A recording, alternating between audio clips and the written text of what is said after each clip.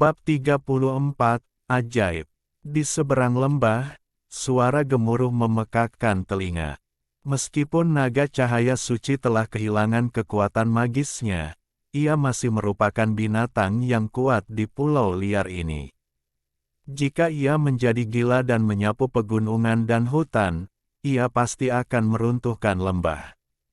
Sulit membayangkan situasinya saat ini. Cahaya perak terang naik ke langit, dan naga cahaya suci terbang keluar dari lembah, melayang di atas pegunungan dan hutan, mengaum dengan marah, sepertinya sedang mencari sesuatu, dan terus menukik ke bawah, membuat bayangan besar, menggunakan itu seperti pisau langit.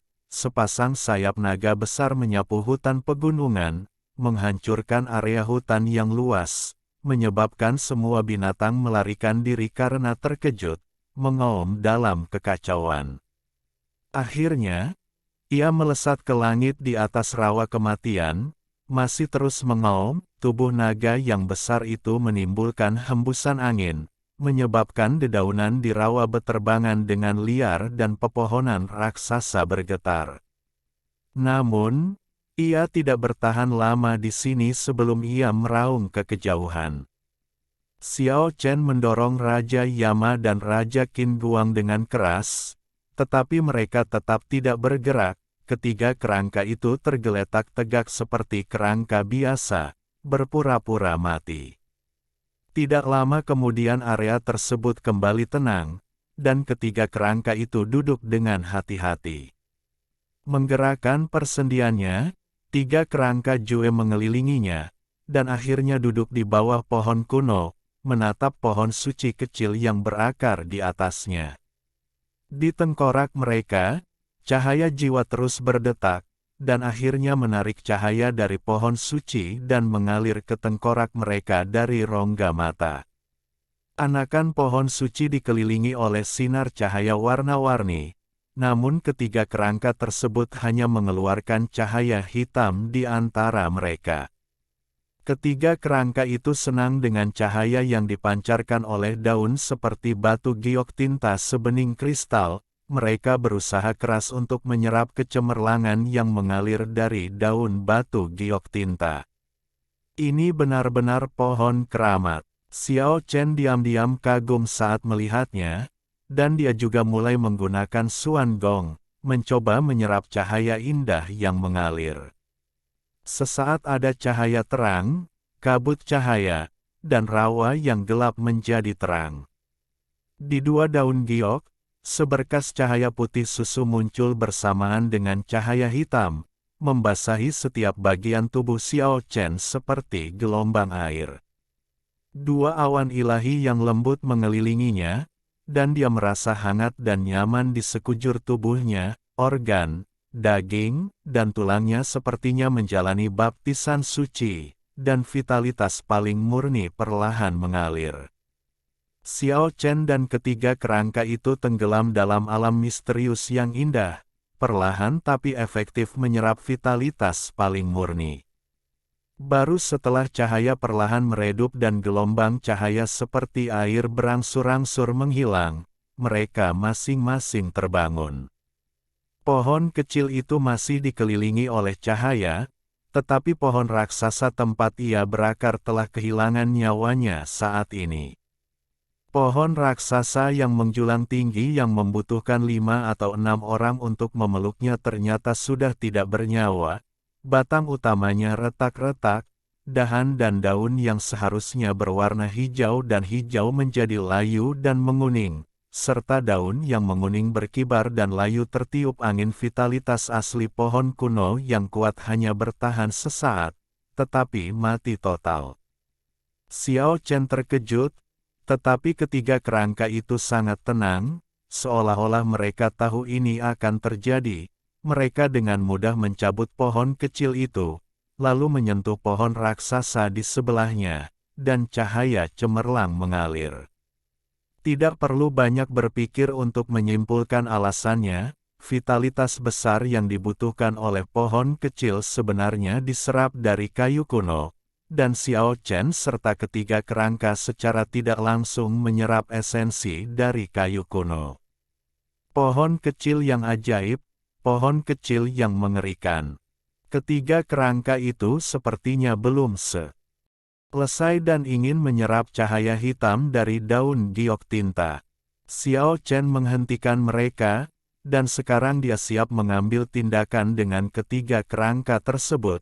Masalah antara Guluo dan Zhao Liner tidak bisa ditunda terlalu lama dan harus diselesaikan secepatnya. Menyembunyikan pohon kecil di tempat gelap di rawa, Xiao Chen dan ketiga kerangka berangkat di jalan. Di hutan purba yang lebat, kera dan harimau mengaum, dan binatang buas terlihat di mana-mana. Ini adalah pulau menakutkan yang penuh bahaya. Menurut arahan yang disimpulkan, Xiao Chen dan yang lainnya mengejar mereka. Namun, sebagian besar hari telah berlalu, tetapi tidak ada petunjuk yang ditemukan. Sore hari saat melewati pegunungan, terdengar suara gemuruh air di depan saya. Air terjun besar jatuh ke tanah seperti Bima Sakti, dengan tirai air putih besar yang digantung terbalik, menimbulkan suara yang memekakkan telinga, digantung terbalik di lereng gunung, dipenuhi kabut, yang sangat spektakuler.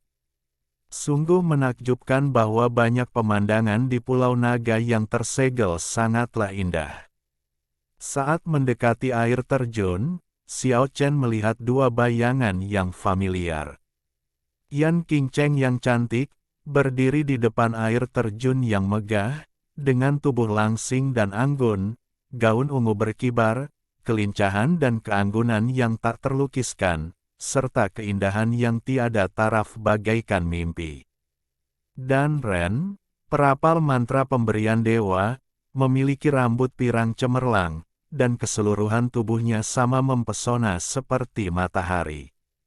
Harus dikatakan bahwa kedua orang ini memiliki penampilan yang tiada taraf dan temperamen yang luar biasa, dan mereka tampaknya merupakan pasangan yang sempurna. Kabut mengalir perlahan. Xiao Chen berhenti, dan ketiga kerangka itu bersembunyi di hutan di belakangnya, seolah-olah mereka sadar akan bahayanya. Jelas sekali, Yan Qingcheng, yang berdiri di tebing tinggi, juga menemukan Xiao Chen. Dengan latar belakang kabut yang mengalir, dia tampak seperti dunia lain, tetapi ketika dia melirik ke arah Xiao Chen, dia menunjukkan rasa jijik yang tidak terselubung. Ini tidak disengaja, itu adalah reaksi paling langsung dari hatinya. Dia tidak perlu menyembunyikan perasaan batinnya di depan air terjun yang tidak ada orang lain ini. Orang-orang harus sadar diri dan memiliki tanggung jawab untuk bertahan hidup. Tidak semua orang bisa bertarung demi naga leluhur dan naga pendampingnya. Suara Yan Qingcheng indah, tetapi suaranya sangat dingin. Tidak mungkin bagi Xiao Chen untuk merasa tenang ketika dia dibenci oleh orang yang paling cantik. Niat membunuh yang terkandung dalam kata-kata orang lain membuatnya merasa sedikit terhina. Jika memungkinkan, dia ingin melangkah maju dengan pedangnya. Namun, dia bukanlah pria yang gegabah. Dia juga bukan pemuda yang pemarah. Di dunia nyata ini, ada banyak hal yang harus kamu tanggung meski kamu tidak sanggup menanggungnya lagi. Sekarang bukan waktunya untuk menjadi impulsif. Dia tidak bisa membuat musuh satu demi satu ketika dia pertama kali datang ke alam abadi. Yang paling penting adalah dia tidak memiliki kekuatan untuk melawan dua tuan pada saat yang sama. Saya tidak tertarik dengan naga leluhur dan naga pendamping. Saya hanya ingin melihat-lihat pulau ini. Jika ada kapal yang berlayar menjauh dari pulau ini, saya akan segera mengikutinya. Bab 35, 5 Alam. Pria pirang tampan Ren mencibir ringan, saya menyarankan Anda untuk keluar dari hutan lebat sesegera mungkin. Jika tidak, Anda akan kehilangan nyawa karena rasa ingin tahu, yang merupakan nilai terburuk.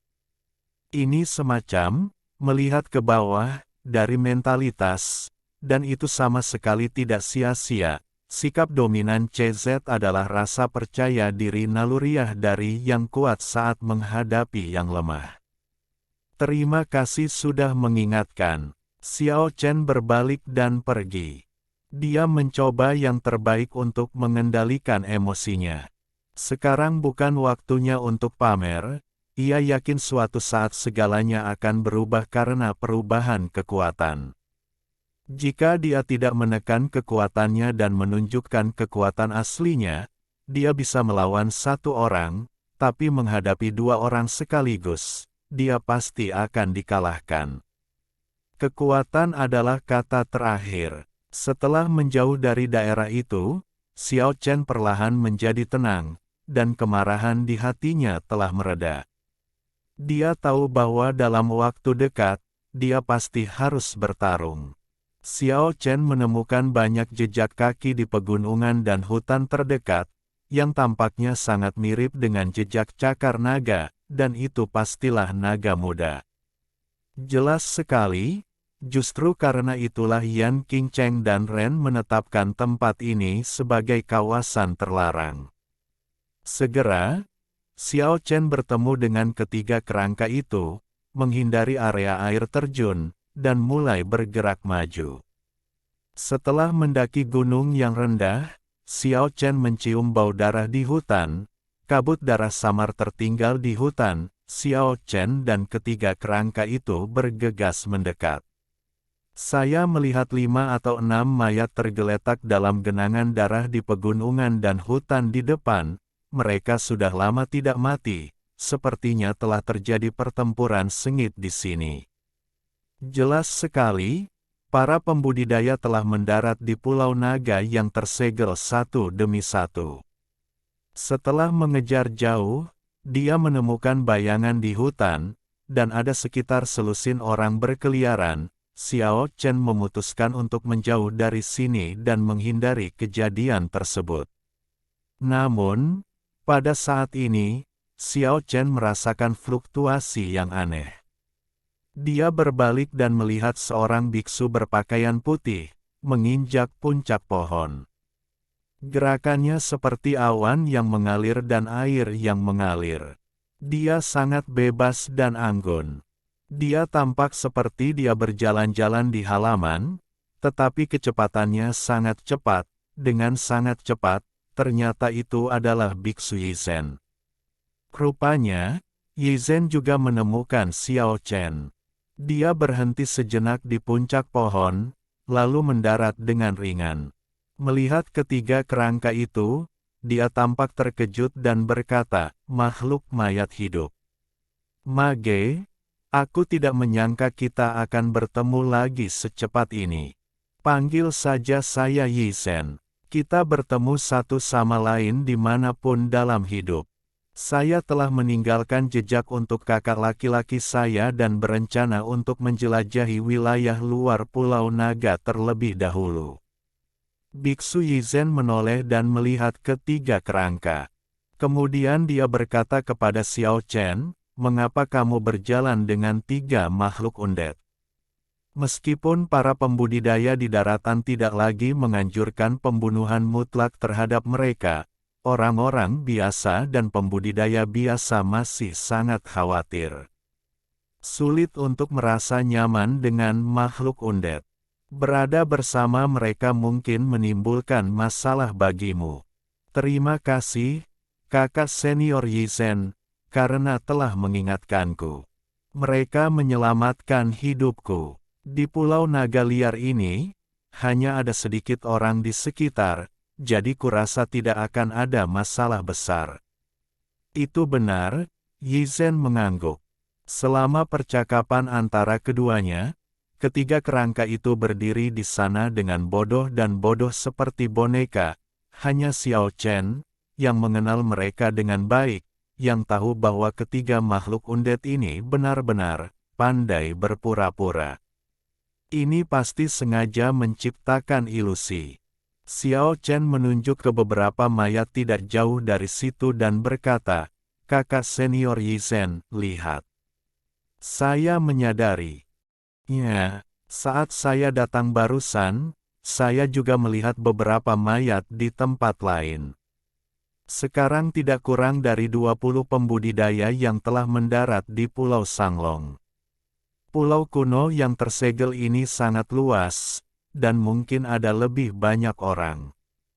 Setelah mengatakan ini, dia menoleh ke Xiao Chen dan berkata, Yan Qingcheng dan Ren juga ada di daerah ini, dan mereka tampaknya telah menemukan jejak naga muda. Mungkin itu benar-benar pendamping naga. Sebaiknya kamu menjauhlah dari mereka. Keduanya adalah orang-orang berbahaya. Saya tidak bermaksud bertarung dengan mereka, dan saya siap untuk segera pergi dari sini. Oh, seberapa kuat budidaya mereka. Xiao Chen cukup prihatin dengan kedua orang itu.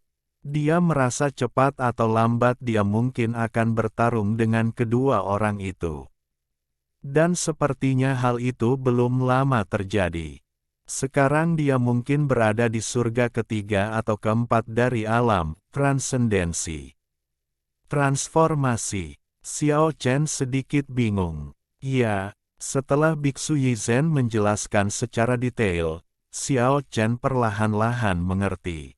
Dunia keabadian sangat luas dan memiliki banyak ras, yang juga menghasilkan beragam sistem budidaya, seperti ahli mantra yang dapat memanfaatkan kekuatan para dewa, pejuang jiwa binatang kuno dan misterius, pejuang spiritual yang terlahir dengan kekuatan yang kuat, kekuatan spiritual dan kekuatan supernatural, dan manusia yang hampir punah para dewa menakutkan yang lahir di antara ras kecil tertentu. Tanpa standar terpadu untuk membagi wilayah, akan sulit untuk membandingkan dengan jelas kemampuan tempur berbagai sistem budidaya. Hasilnya, standar terpadu untuk membagi alam muncul, tetapi standar tersebut secara langsung melampaui para pembudidaya biasa dan membagi 5 alam untuk yang kuat.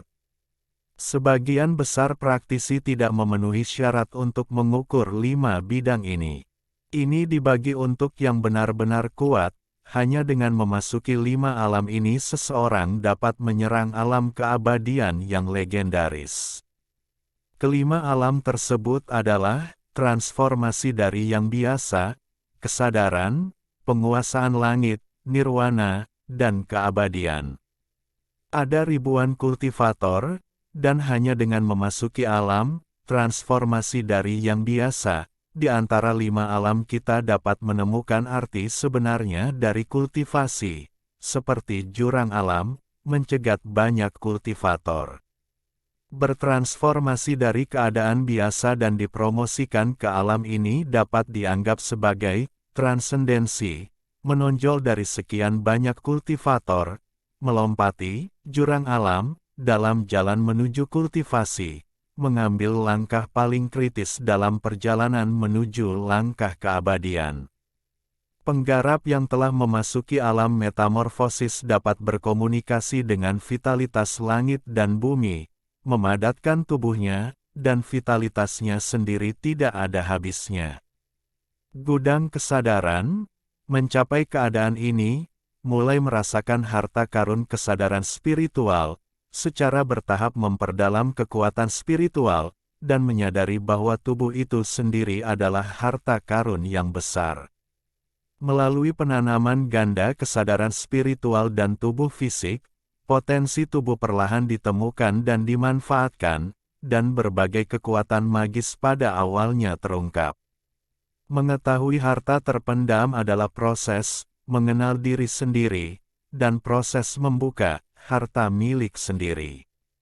Yukong, ahli mantra sudah bisa terbang sebelum mencapai kondisi ini. Setelah mencapai tingkat kultivasi ini, apakah mereka adalah praktisi yang telah terbangun, pejuang atau kultivator dari sistem lain, mereka juga dapat terbang di udara.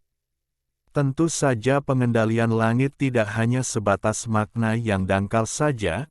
Para praktisi alam pengendalian langit juga mengartikan bahwa mereka telah mampu mengendalikan kekuatan alam langit dan bumi untuk digunakan sendiri, dan berbagai kekuatan magis lebih jauh lagi muncul.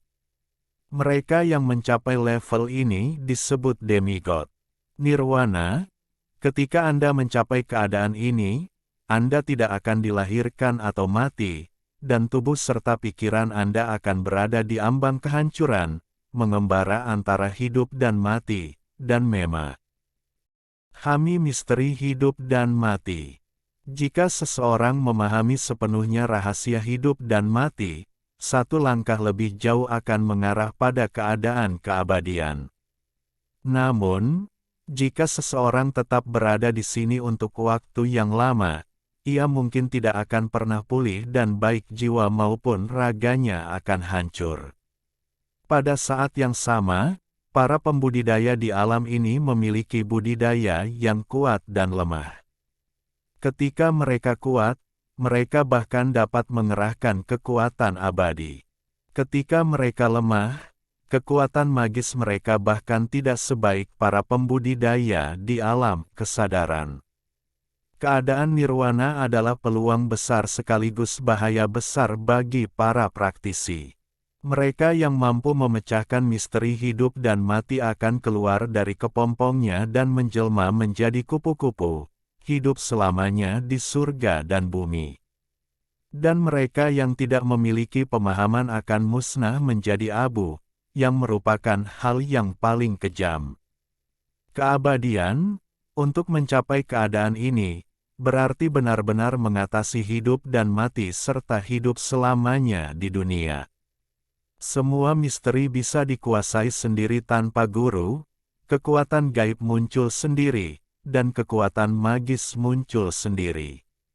5 alam transformasi, kesadaran, penguasaan langit, nirwana, dan keabadian dengan jelas membedakan kekuatan yang kuat di dunia.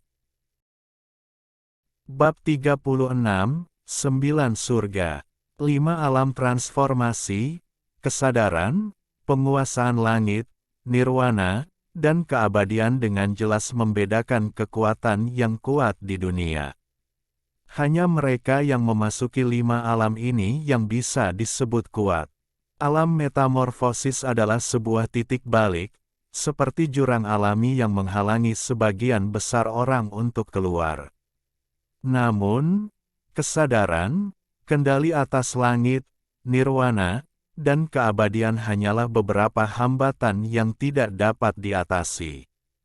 Bahkan jika Anda memasuki alam metamorfosis dan menyadari arti sebenarnya dari kultivasi, masih ada 4 jurang alami yang menghalangi Anda. Oleh karena itu, kesenjangan kekuatan antara 5 alam sangat besar, dan hanya sedikit orang yang dapat mengalahkan yang kuat di alam sebelumnya di berbagai tingkatan. Selain itu, kesenjangan kekuatan antara orang-orang di alam yang sama juga cukup besar, misalnya terdapat kesenjangan yang sangat besar antara awal suatu alam tertentu dan puncak suatu alam tertentu. Oleh karena itu, manusia membagi lagi setiap alam menjadi 9 langit. Oleh karena itu, ada 9 tingkatan di masing-masing 5 alam transformasi, kesadaran, kekosongan, nirwana, dan keabadian. Tingkat kelima, setiap tingkat surga ke-9, 95 negara bagian tertinggi, naiklah ke puncak umur panjang. Ini adalah alam tertinggi yang diimpikan oleh setiap kultivator. Namun, selama berabad-abad, berapa banyak orang yang mampu mencapainya? Menurut metode klasifikasi ini, Xiao Chen telah memasuki ranah transformasi. Setelah mempelajari 5 alam secara mendetail, dia merasa cukup emosional. Di antara 5 alam ini, makhluk abadi jarang muncul di dunia. Bagi kebanyakan orang, mereka hanyalah keberadaan yang legendaris. Praktisi di alam nirwana sangatlah langka di mata dunia, dan hampir mustahil untuk melihatnya. Praktisi di 2 alam di atas hampir tidak pernah berjalan di dunia. Bisa dibilang, Orang-orang kuat di bidang kendali udara adalah sosok yang benar-benar menakutkan. Mereka bisa terbang di udara, mengendalikan kekuatan alam langit dan bumi, memiliki segala jenis kekuatan magis, dan hampir bisa menyapu suatu area, sehingga mereka disebut manusia setengah dewa. Xiao Chen telah melihat pertempuran antara malaikat jatuh dan naga cahaya suci. Itulah keberadaan seri ini. Tentu saja, meskipun mereka langka seperti burung phoenix, yang terkuat di antara mereka lebih dari level ini. Oleh karena itu, dikatakan bahwa ras kuno ini adalah cabang dekat para dewa. Namun, meskipun orang kuat di alam setengah dewa dapat dilihat di dunia keabadian, mereka jarang mengambil tindakan. Lagi pula, kekuatan mereka sangat kuat sehingga mereka dapat menyapu hampir semua rintangan. Ketika mereka mengambil tindakan, itu pasti akan menyebabkan sebuah sensasi di daratan, pertempuran sengit. Orang kuat di alam setengah dewa sering kali mengintimidasi satu pihak, dan efek pencegahannya lebih besar daripada pertarungan sebenarnya. Secara relatif, para master di alam kesadaran lebih dekat dengan dunia, dan orang-orang memiliki kesempatan untuk menyaksikan pertempuran mereka. Oleh karena itu, para kultivator di alam kesadaran juga berarti bahwa mereka adalah petarung yang kuat di mata manusia. Di antara 5 alam yang kuat, dari segi tingkat aktivitasnya, tidak diragukan lagi bahwa mereka adalah para penggarap alam metamorfosis. Karena beberapa pahlawan muda juga pernah memasuki bidang ini, ada sekelompok anak muda di antara mereka, dan itu sulit untuk tidak aktif. Mereka paling dekat dengan dunia. Budidaya Yan Qingcheng dan Ren telah melampaui penghalang pertama di surga ketiga atau keempat dari alam fana. Mereka dianggap sebagai pemuda kuat yang langka. Mereka memang memiliki modal untuk dibanggakan. Keabadian adalah impian banyak kultivator. Xiao Chen menghela nafas. Di mata kami, alam keabadian adalah puncak yang tidak dapat dicapai, tetapi di mata mereka yang memiliki keabadian, ini mungkin merupakan titik awal yang baru. Biksu Yizhen tampaknya cukup emosional, dan ekspresinya tampak seperti kesurupan. Mungkin mereka mengejar dunia mitos kuno yang luas, menghilang. Xiao Chen tidak tahu banyak tentang masa lalu alam abadi, jadi dia tidak memperhatikannya. Dia ingin mengetahui nasib orang-orang yang datang dari kehampaan dunia manusia. Dugu mencari kekalahan, dengan pedang di tangannya, memandang rendah dunia, menyapu dunia, keadaan apa yang telah dia capai sekarang. Air musim gugur adalah dewanya, batu giok adalah tulangnya, di manakah Xuan, peri kebanggaan satu generasi, sekarang? Di manakah penyihir Wu Wen yang secerdas peri dan memiliki kebijaksanaan langit dan bumi sekarang? Masih banyak lagi orang. Biksu Yizhen telah pergi, dan ketiga kerangka itu tidak lagi bodoh. Mereka menggerakkan persendiannya dengan malas. Raja Yama begitu bersemangat bahkan dia melakukan jungkir balik 360 derajat, dan tidak ada jejak kebodohan. Xiao Chen ingin pergi dari sini, tetapi dia merasa ada beberapa pembudidaya yang mendekat ke sini, dengan jejak niat membunuh datang, dan seseorang sepertinya ingin menyerangnya. Semua karena naga yang menyertainya dan jejak kaki naga muda di dekatnya, para master yang memasuki area ini semua ingin bersaing memperebutkan Raja Naga legendaris, sehingga mereka saling membunuh. Xiao Chen mencibir, tidak perlu mengambil tindakan dalam hal semacam ini. Dia segera mundur dengan 3 kerangka, memimpin beberapa orang menuju air terjun, dan membiarkan Yan Qingcheng dan Ren melawan mereka. Hutan perawan subur dan hijau, dan sangat mudah untuk melarikan diri jika Anda mengetahui ada seseorang yang mengikuti Anda. Ketika dia hampir mencapai tujuannya, dia menghindari ketiga kerangka itu dan menghilang ke dalam hutan.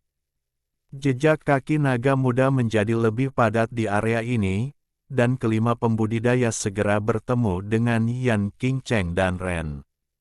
Xiao Chen berdiri di atas pohon kuno yang tinggi di kejauhan, dan samar-samar bisa melihat lightsaber berenergi tinggi menyapu semua rintangan di hutan. Kemudian, seekor naga buas raksasa yang dibentuk oleh energi terkondensasi melompat, meraung, dan terjerat dengannya.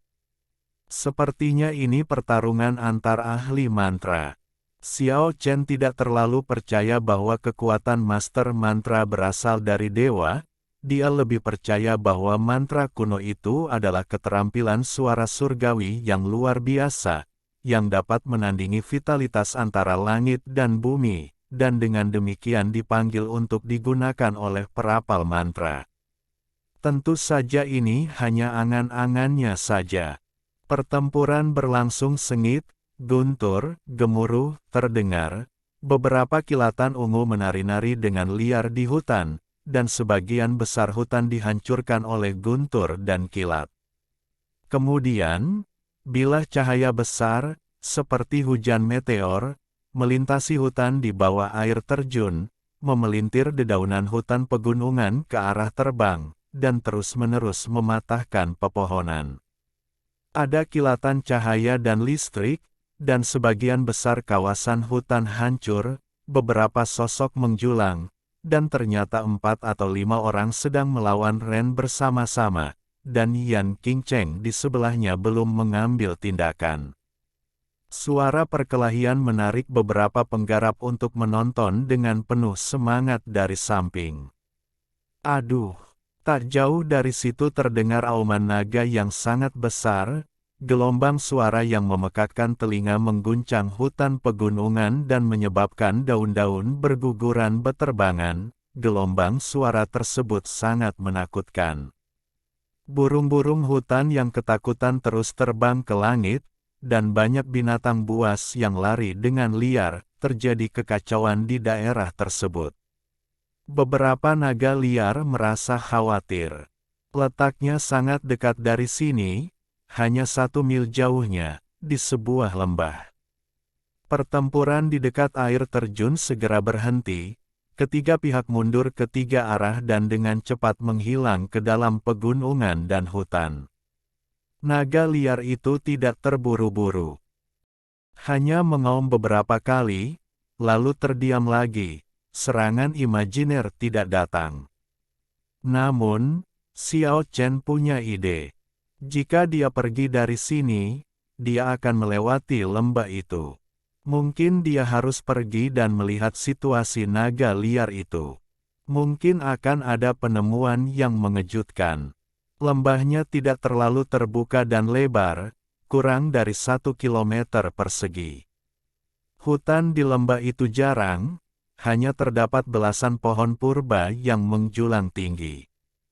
Sisa lembah telah diinjak-injak keras oleh naga liar, tidak meninggalkan rumput yang tumbuh.